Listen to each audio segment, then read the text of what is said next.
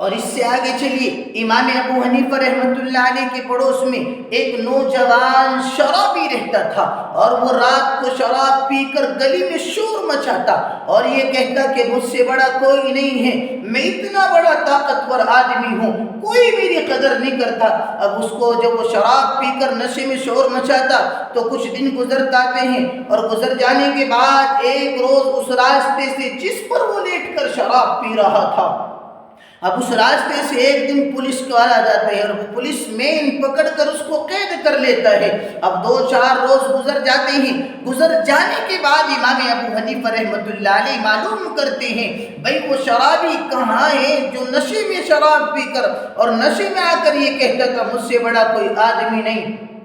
اب وقت گزر جانے کے بعد وہاں کے لوگ خبر موصول کرتے ہیں، اب خبر کی اطلاع ملتی ہے کہ حضرت اس کو تو ایک پولیس والے نے قید کر لیا ہے، اس کو تو پولیس اسٹیشن لے جایا گیا ہے۔ اب جیسے ہی یہ خبر ملتی ہے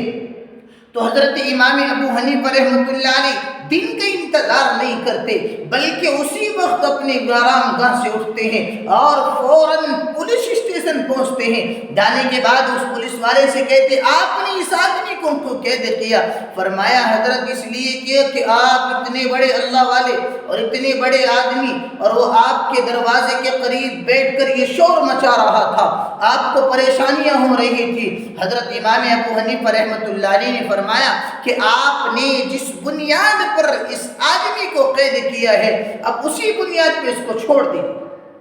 آپ نے اس کو میری وجہ سے قید کیا ہے، اب میں آیا ہوں، آپ اس کو چھوڑ دیجئے۔ حضرت امام ابو حنیفہ رحمۃ اللہ علیہ کے کہنے پر وہ پولیس والے آپ کو چھوڑ دیتے ہیں، اس شرابی کو چھوڑ دیتے ہیں، اور شرابی کو چھوڑنے کے بعد امام ابو حنیفہ رحمۃ اللہ علیہ آتے ہیں، اور آنے کے بعد اس سے کہتے ہیں بھائی آپ اتنے طاقتور اور نوجوان آدمی، آپ یہ اعلان کرتے کوئی میری قدر نہیں کرتا، اب آپ بتائیے میں نے آپ کی قدر کی ہے کہ نہیں؟ اب وہ شرابی